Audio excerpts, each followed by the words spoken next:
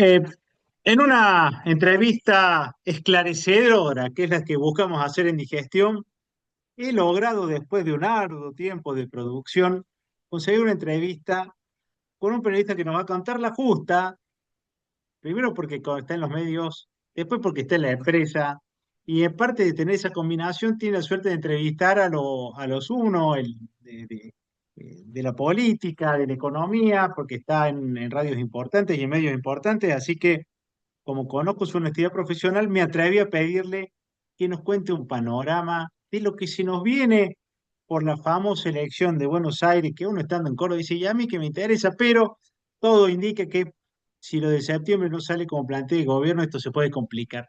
Así que de ese tema y del escenario que él va olfateando, vamos a hablar con el periodista Damián Juárez, periodista conductor de Huevos Revueltos en Radio Con Voz, periodista de crónica y consultor comunicacional de grandes empresas donde los ayuda a transmitir sus valores a través de mejores textos, generar mejor argumentación a los vendedores. Y al tener los dos mundos se me hace muy interesante hablar con él. Así que gracias, Damián, por esta entrevista con Digestión. Hola Beto, un placer, un placer, un placer para mí, realmente. Bueno, la introducción fue hecha, te cuento que desde Córdoba nosotros tenemos las elecciones en octubre como las nacionales, pero está toda esta tensión que hay que ver qué pasa en septiembre en Buenos Aires y de repente nosotros tenemos que ver como si fuera un partido de tenis, donde no tenemos arte ni parte, cómo se pelea la gente de San José no sé cuánto con la gente de la Casa de Gobierno y cómo se mete Kicillof y resulta que estamos en una cuenta regresiva para algo que va a pasar. Te pregunto a vos, Damián, que está más cerca, ¿qué va a pasar en septiembre? Varias cosas antes de llegar a septiembre, importante destacar, ¿no? Incluso para el público de Córdoba y todo el país, para intentar entender o aproximarse a esta elección. Primero fue una elección anticipada, ¿no? Como vos bien marcabas, es una elección que en general la provincia de Buenos Aires suele elegir con el resto del país, las legislativas, en este caso sería el 26 de octubre, y en este caso adelanta. Ese es el primer ya escenario distinto, ¿no? Porque permite Ujú. sustraerse un poco de la agenda nacional y discutir los temas de la provincia. Eso es lo primero que hay que decir. Lo segundo es que después de mucho tiempo es la primera vez que va a haber, a pesar de todo y de todas las internas que meten mucho ruido, unidad en los principales espacios. ¿Qué te quiero decir? Cuando ganó Axel Kicillof la gobernación, vos recordás que el espacio de centro derecha, el PRO y la Libertad Avanza fueron separados. Ahí había Sí. una candidata que era igual potente, que era Carolina Pi para la Libertad Avanza, y el PRO tenía sus candidatos, pero no lograron la unidad. Entonces, la primera Ujú. cosa a ver como clave de esta elección es que tenés una unidad del espacio de centro derecha, marcado por el PRO y la Libertad Avanza, y a pesar de todo, tenés una unidad del peronismo. Y eso no hay que perder, digamos, que el árbol tape el bosque, ¿no? Porque a veces en los medios, en la diaria, vemos, y los hay muchos, un montón de internas adentro de la Libertad Avanza y el PRO, porque no es una unidad fácil, y ni hablar de internas en el mundo peronista entre, como vos decías, el sector de Máximo Kirchner y Cristina, el sector de Kicillof y el sector de Massa. Pero a pesar de todas esas internas, va a ser una elección donde vas a tener dos boletas que van a acaparar la mayoría del voto, con lo cual se vuelve a ese viejo esquema de la Argentina, si querés, en un mundo que va a una atomización de listas. Acá vas a tener dos grandes boletas que van a acaparar los votos, ¿no? Entonces Sí. se vuelve una polarización muy fuerte. Y lo último que te marco es que yo te diría que es la primera gran elección sin Juntos por el Cambio. Ahí Juntos por el Cambio tenías un armado que era interesante porque vos tenías expresiones casi, no te digo de izquierda, pero de un centro tirado a la izquierda, como sectores del radicalismo y la coalición cívica, que convivían con el PRO y al final hicieron una alianza muy potente que atrajo públicos muy diversos y que ni más ni menos consagró a Macri presidente de la Nación en su momento. Bueno, eso voló por los aires, ¿no? Con la irrupción de Milei, eso desaparece y se da esta unidad entre el PRO y la Libertad Avanza, pero que a su vez, ojo, porque deja mucha gente por el medio, gente progresista, gente que no es ni peronista ni es tan de derecha, que habrá que ver dónde acomoda su voto. Pero está claro que va a ser una elección polarizada entre dos grandes boletas, ¿no? Bien. Y en toda esta locura que ya es muy dividida y con muchas fracciones, ya de por sí la pelea entre la primera sección electoral, la tercera sección electoral, ahí estoy leyendo, por ejemplo, en la primera hay 10 candidatos, en la segunda 7, en la tercera 18, para darle una idea. Claro, claro. Ahí, mira, Beto, eso que aparece tan complejo, lo podemos Sí, resumir periodísticamente muy fácil y para que todo el mundo lo entienda, en 10 segundos. ¿Qué a se ver. renueva? La mitad del Senado y la mitad de la Cámara de Diputados de la provincia de Buenos Aires. Pero el Ah, método de renovación es que la provincia está partido, como si fuera la provincia de Córdoba, en 8 partes. Entonces, alguna de esas partes solo van a elegir a su legislatura local solamente senadores. Y otras de las secciones van a elegir solo diputados. Hay 4 que eligen senadores y 4 que eligen diputados. Y después en el 2027, las que esta vez eligieron senadores eligen diputado y viceversa. Así está, es difícil de entender, pero bueno, intenté resumir ahí en menos de 30 sí, segundos, pero es así de fácil al final. Entonces, por eso se dice que son 8 elecciones distintas, porque según donde vivas en la provincia de Buenos Aires, para tu legislatura que tiene sede en La Plata, elegís distintos legisladores. ¿Ok? Ese es un poco el esquema. Y por eso es tan sí. complejo de entender y por eso cada distrito, por eso se habla de estas elecciones separadas. Esa es la primera cosa para entender. Y la segunda cosa es el peso específico de estas secciones electorales. Entonces, vos tenés una provincia de Buenos Aires que es un pequeño país, con unos 15 millones de electores, o sea, de gente que vota. Pero solamente de esas 8 en 2 secciones tenés 10 millones de votos. O Qué sea, locura. 2 secciones concentran casi el 70% de los votos de la provincia, que son las famosas primera y tercera sección electoral, que son, agrupan aproximadamente unos 15 a 20 partidos del conurbano cada sección. O, por ejemplo, para entender, un solo partido, voy a intentar explicar de a poco para no generar confusión porque la provincia tiene varias divisiones. Primera división, a la hora de votar se divide en 8, pero los partidos, o sea, los lugares que tienen intendentes, que es lo mismo que Córdoba, hay 135 intendencias en la provincia. Entonces, una sola intendencia de esas 135, que es La Matanza, tiene ¿Mm? 1.200.000 votos. Una sola intendencia. Entonces, por eso es que esta elección, para analizarla, es tan fraccionado el análisis. No es lo mismo un voto de un chacarero en Rauch, en Ayacucho, que alguien que vota en La Matanza o en el conurbano bonaerense. Hay en general una manera de analizar el voto del conurbano que es muy Ujú. específico, y después el voto de lo que se llama la ruralidad bonaerense. O sea, vos salís de la ciudad de Buenos Aires ya 20 kilómetros y empezás a ver básicamente pueblos que viven de la producción agropecuaria, como en parte esto también se replica en Córdoba, ¿no? Cuando te alejas de las grandes Sí, ciudades. sí, sí, Entonces, sí. bueno, eso marca muchísimo el voto, ¿no? Pero bueno, a la hora de lo electoral es una provincia compleja por cómo está armada y porque en cada lugar básicamente se vota algo distinto. Ese es Y un poco el contame, esquema.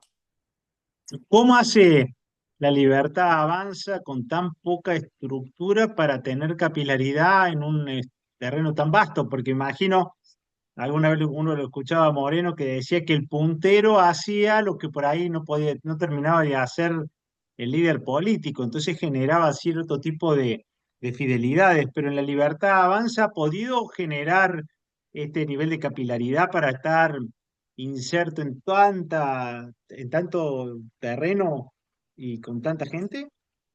Ellos todavía no lo han logrado, como vos apuntás bien y sugerís en tu pregunta, Beto, Mm. no lo han logrado.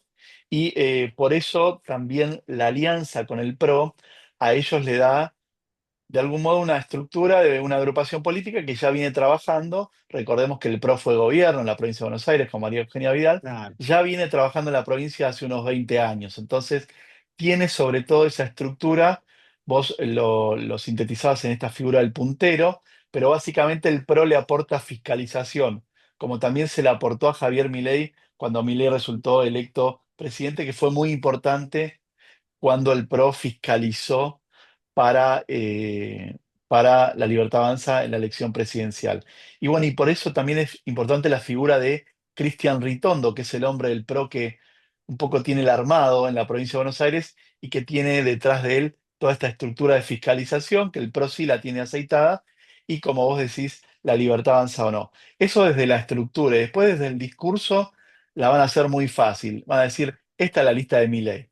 Esta es la lista del cambio, de la transformación, esta es la lista violeta, y poco va a importar, y esto es la estructura que van a armar, poco va a importar si tal o cual persona es el candidato en cada pueblo bonaerense. Acá va a haber una identificación con el presidente muy importante, y después, en lo que es el conurbano profundo, digamos, el conurbano que tiene tantos votos, han elegido hacer eje en la seguridad, que obviamente es un problema grave de la provincia de Buenos Aires desde hace muchas décadas, y por eso, ni más ni menos, han elegido uno de los puestos más relevantes de candidatos a un excomisario de la bonaerense, ¿no? Entonces, bueno, un poco sí. apalancados por la imagen nacional de Milei, la marcha de la economía, eso va a ser un eje de campaña, y el otro eje para la Libertad Avanza va a ser la seguridad en el conurbano. Bueno, ahí van y veremos con qué resultados, ¿no?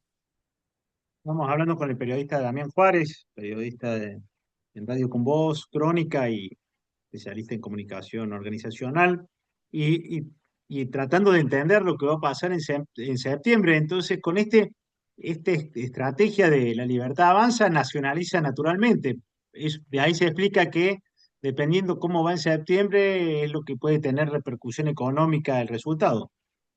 Así es, mucha repercusión y también todo el mundo empresario muy pendiente de estas elecciones, pero también es Ujú. interesante detenerse a ver el otro lado del mostrador, ¿no? El peronismo siempre ha sido competitivo en la provincia de Buenos Aires y bueno, así como el discurso de la libertad avanza va a ir por el lado de la baja de la inflación, el peronismo va a ir por el lado de todo lo que ha impactado en una clase media que está golpeada, ¿no? por la motosierra de Milei, y eso particularmente se ve en la provincia de Buenos Aires, ¿no? Ujú. Eh, el kirchnerismo tenía sus problemas económicos, pero la motosierra de Milei en un punto genera un fenómeno de baja inflación y de expectativas, pero también mientras tanto, un poco lo que hablábamos el otro día en Radio con vos con el ministro Francos, ¿no? Mientras Claro. tanto, en esa transición, en todo el país hay una clase media que en un punto apuesta a mi ley, pero por otro punto dice, bueno, por otro lado dice, no me alcanza para llegar a fin de mes, ¿no? El otro día Mm. nosotros preguntábamos en la radio cuándo es tu fin de mes y la gente nos decía el 15. Bueno, ahí es donde se va a aprender el peronismo a decir, bueno, tenemos nuestros problemas, hacemos nuestra mea culpa, pero con nosotros llegabas mejor a fin de mes, ¿no? Un poco ahí, esta motosierra te está afectando a vos y a tu bolsillo. Bueno, va a ser interesante ver esas dos narrativas, digamos, cuál triunfa en la opinión pública, pero aparece una elección, obviamente hay encuestas de todo tipo y color, pero aparece Me una imagino. elección interesante y reñida, va a estar, me parece. El Ritondo, bueno, me imagino que no ocupa ningún lugar creo yo, corregime, por todas estas noticias que salieron que al parecer estaba un poco sucio el señor. Cuando digo un poco sucio, bastante, y por eso no va de candidato, o porque los cargos son tan menores que no conviene para él, no es negocio meterse, y no hay nadie del PRO, digamos, de los pesos pesados. ¿Se están guardando para otra instancia? O tiene que ver más con esta lectura primera que te dije de que algunos no están tan limpios y sería como darle carne de cañón a la oposición? En líneas generales, ¿qué fenómeno tienen todas las agrupaciones políticas? Que tienen dos elecciones con un mes de distancia, ¿no? Algo medio inédito en la política bonaerense. Entonces, en líneas generales van a meter a los candidatos menos conocidos por la gente para las elecciones provinciales, o sea, para elegir Ah, legisladores bonaerenses, los que sesionan en La Plata. claro. Y va a haber mucho intendente testimonial. ¿Por qué? Porque en estos 135 municipios la figura conocida es el intendente. Muy bien. Entonces, de todos los colores políticos van a poner ahí, vas a ver la carita del intendente en tu boleta. Los Ujú, candidatos que tienen más proyección nacional sí van a ir a las elecciones del 26 de octubre en la provincia de Buenos Aires, porque esos van a ser los diputados o senadores nacionales que van a trabajar en el Congreso de la Nación. Entonces ahí ya entra toda la matemática de los equilibrios y el ajedrez del Congreso Nacional, ¿no? Entonces, por ejemplo, la Libertad Avanza, la figura de Spert va a ser candidato a legislador nacional en octubre, digamos, no va a intervenir en las elecciones de septiembre. Y así lo mismo con el resto de las fuerzas políticas, digamos. mm. Eh, hablaste el fin de semana, escuché la entrevista que tuviste con el ministro Franco, que la verdad, el señor, un gentleman. El discurso, el hábil discurso de Milei, por lo menos me parece, ir a la sociedad rural y dar ese discurso que terminó siendo fiesta y ovación. eh, Estuvo muy bien, pero no marca la normalidad de los días, ¿no? Realmente, y más en tu profesión de periodista, y más en la radio donde estás, son noticias todo el tiempo por las agresiones que reciben tus colegas, por cómo estigmatiza a tu radio y a otros medios. ¿Cómo se convive tan cerca del poder con ese nivel de agresión, de intolerancia? ¿Te afecta? Lo hablan en los pasillos de la radio? El destrato que sufren. Bueno, no deja de sorprender quienes ya tenemos algunos años de profesión, recordamos lamentablemente, ¿no? Ha habido, digamos, este tipo, cada gobierno tiene su particularidad, pero ha habido agresiones a la prensa en la época de Menem, en la época del kirchnerismo también había juicios populares en Plaza de Mayo, donde ponían pancartas con la cara de periodistas y los escupían, entre otras cosas, le mandaban a la FIP a investigarlos. Y ahora, bueno, estamos lidiando con este nivel de agresión, ¿no? Sobre todo del presidente de la Nación. Yo creo que gran parte del gremio periodístico, y cuando digo el gremio no es el sindicato, sino el gremio, los periodistas en su conjunto, ¿no? La actividad, por un lado, no te deja de sorprender, me parece que se advierte permanentemente que esto no conduce a nada, y se pide que se discuta sobre bases, ¿no? Me parece que cuando vos estás discutiendo con alguien, incluso estando en las antípodas ideológicas o de pensamiento sobre algún modelo económico, sobre algún modelo político, me parece que la democracia gana cuando se discuten ideas. Cuando yo ya te insulto, bueno, casi que no queda nada más para discutir, ¿no? Yo te puedo decir, vos estás absolutamente equivocado. Y bueno, lo que nosotros tratamos de hacer en nuestro programa, y me parece que todos los colegas en todas las radios, es dar un punto de vista y tratar de fundamentarlo. Y me parece que eso es lo que deja alguna idea a un oyente. Después el oyente te escribe, te dice, no, sos tal cosa, tal otra, estamos todos en la grieta. Pero me parece que todos apostamos por un país donde cada uno tenga una idea, aunque sea absolutamente distinta, y tenga dos, tres, cuatro, 10 argumentos para defenderla. Y me parece que eso es donde aprendemos todo, ¿no? Vos me decís, no, no estoy de acuerdo con lo que decís, y me tirás 5 argumentos, y yo te los retruco con 10 argumentos. Bueno, esa es Claro, una sociedad democrática donde me parece que todo suma. Me parece que y no lo digo solo por el presidente, por cualquier persona que en cualquier ámbito, vos me decís, me parece que la cosa viene por acá, en un trabajo, cualquier cosa, y yo te insulto, bueno, es como que no hay nada más que hablar, ¿no? Es como la muerte de las ideas, ¿no? La muerte de la claro, argumentación. Entonces, es muy triste, me parece tampoco nos tenemos que victimizar, es grave, me parece lo que pasa, pero no para victimizarte, sino para reflexionar sobre qué tipo de sociedad queremos y qué tipo de debate y qué nivel de debate, ¿no? Y aparte es una lástima, digamos, viéndolo del lado del presidente, porque él tiene sus argumentos, ¿no? Es una persona que es estudiada en economía, tiene. Entonces me parece que con decir tal periodista está equivocado por tal, tal, tal y tal motivo, bueno, este es mi punto. O sea, él tiene todo el derecho suponte, y voy a exagerar, hacerle un tweet para responder cada argumento de cada periodista a las 24 horas del día. Tiene todo el derecho. y cada periodista aludido le contestará o le responderá o no, y me parece que es el juego normal. Me parece que eso se quiebra cuando vos decís, no, porque este es un tal por cual que no sabe nada y comenzás a insultarlo.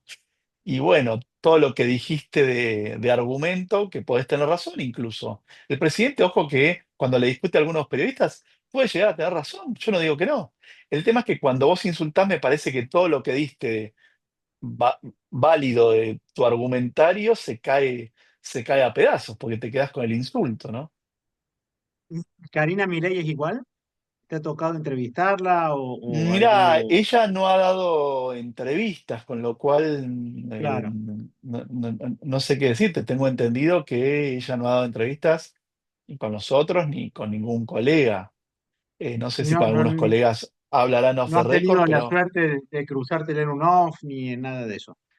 no sé, me parece que no se caracteriza por tampoco dar off the record Claro. con la Es prensa. que no sé Sí, cómo, sí, sí lo hacen otros funcionarios del gobierno, pero creo que ella no da ni on ni off. mira vos.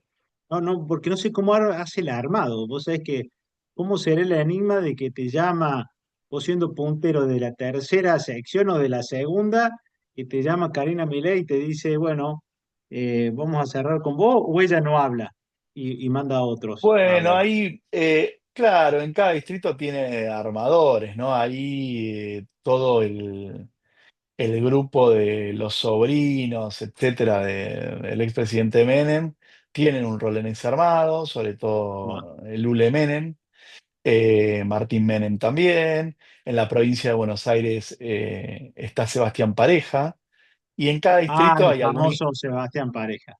Claro, él es como el armador que baja las Bien. ideas y los lineamientos de Karina Milei en territorio bonaerense. Bien, bien. Por último, y agradeciéndote, me tomo del análisis que hacías eh, de cómo estamos, de la crispación, de la división, y en tu programa Huevo Revuelto, que se emite los sábados de 7 a 9 en Radio Con Vos, tenés un compañero tuyo que está en España, y por lo que escucho ellos viven la misma crispación, denuncia, inestabilidad política, unos discursos donde se matan. Está bien que con un superávit importante y un crecimiento del PBI que da gusto, pero es como que es el signo de los tiempos, ¿no? Esta forma de hacer política. Sí, sí, sí. Obviamente la mirada de Juan Dillon, que vive allá, él es un periodista que vivió muchos años en la Argentina, y bueno, tiene eso lo mejor de dos mundos, ¿no? También comparar con ojos argentinos, él es corresponsal de Radio Mitre allá también. Y sí, sí, sí, hay cosas que son iguales, hay cosas que yo creo que en un punto España puede aprender de Argentina, Argentina de España y todos podemos aprender de todos. Él el otro día marcaba que, por ejemplo, el presidente del gobierno, que es Pedro Sánchez, que es como el equivalente a Javier Milei acá, va todos los miércoles al Congreso, ¿no? Obvio que es un sistema político distinto, es una monarquía parlamentaria, pero a mí me da una sana envidia, ¿no? Ver que obviamente se chicanean, todas las bajezas de la política están igual, Claro, hay casos de corrupción en España, esto está claro, pero a mí esa cosa cívica, que vaya el presidente y que una vez por semana dé explicaciones ante el Parlamento, me parece súper, súper interesante, ¿no? Y me sí, gustaría sí, sí. que acá también se aplique. Vuelta es otro sistema, pero me parece que un líder de esa categoría, ni más ni menos que el jefe de Estado, el jefe de gobierno, Claro. tiene que contar y dar explicaciones en otro poder permanentemente, ¿no? Y sí, está bueno que tengamos una pata del programa en España, a veces para comparar cosas, porque a veces somos los argentinos muy de ombligo del mundo, incluso Tal cual. los porteños lo somos, los cordobeses son con Córdoba, ¿viste? Sí, sí, Que, sí. que digo que digo, está bueno siempre, y a mí me gusta, yo el otro día estuve por trabajo en Córdoba, y siempre a mí me encanta viajar, pero no por el hecho de viajar, que aparte me gusta, pero comparás mil cosas, ¿viste? De la sociedad, de cómo está la vereda, cómo te atienden, cómo se trata a la gente. A mí me encanta viajar para comparar, ¿viste? Claro, Por inquietud claro. natural de periodista, o cómo son los políticos, cómo hablan, dejan de hablar. qué nivel de cultura tiene la gente y cómo se trata en general, qué nivel de violencia no hay en la calle.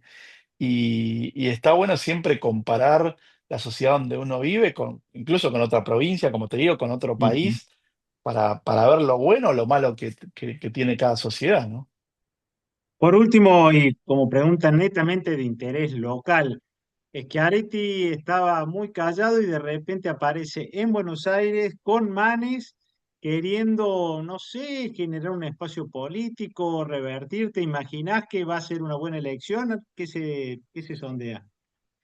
Y mira, eso siempre se viene intentando, ¿no? Siempre hay me parece que hay un espacio ahí y a mí me parece súper interesante que lo exploren. Vos fijate que hay mucha gente que es peronista y me parece que sería para hablar otra media hora. Claro, Córdoba, en particular, tiene un modelo peronista, no kirchnerista, que ha sido muy exitoso políticamente. Ni hablar las gestiones de la Sota, Schiaretti, Yarlora, cada uno con sus matices, no son todo lo mismo, pero claramente Córdoba ha sido un muy buen ejemplo de un peronismo que se autopercibe y lo es no kirchnerista, que de hecho en la época de los Kirchner tuvo muchos enfrentamientos, siempre reivindicó esta autonomía cordobesa para tomar decisiones.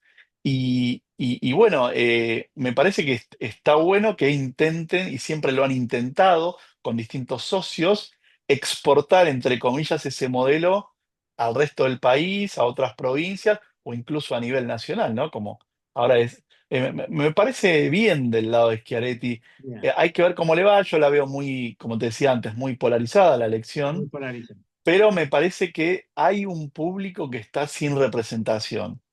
Hay un público que era el de Juntos por el Cambio, o ese peronista que no se identifica con el kirchnerismo, o un tipo progresista que no se siente ni de derecha, ni del PRO, ni de la Libertad Avanza, y que tampoco se siente kirchnerista, y que busca algo.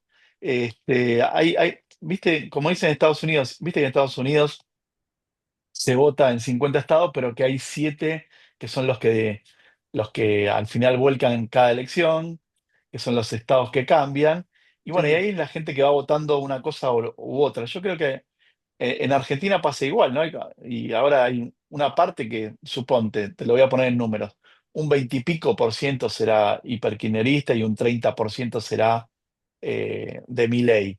Y en el medio está, me parece, la gran sociedad argentina, ¿no? yo Y creo. esa es una gran mayoría que puede votar a Milei, puede votar otra cosa.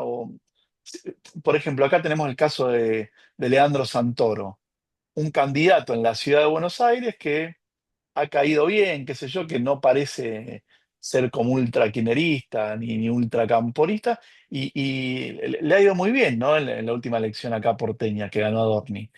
Entonces, me parece que la gente cada vez es más selectiva con el voto, lo piensa más, y hay espacio para otras fuerzas políticas. Me parece que, así como surgió Milei, yo no descarto, no sé si va a ser esta formación de Schiaretti, Manes, etcétera, pero van a surgir más formaciones políticas nuevas y que no tienen que ver con el pasado y que intentan representar a quien hoy no tiene una representación clara, ¿no? Claro. Damián Juárez, periodista de Radio Con Voz, crónica y consultor comunicacional de empresas y de organizaciones. Muchísimas gracias por esta entrevista con Digestión y probablemente te molestemos pasadas las elecciones para que nos cuentes cómo se ve venir lo de octubre. Bueno, un gran placer, un gran placer, un gran abrazo a toda Córdoba, que siempre que la vamos la pasamos genial y tenemos muchos amigos. Así que un gran placer, Beto. Bueno, muchísimas gracias y seguimos con muchísimo más Digestión.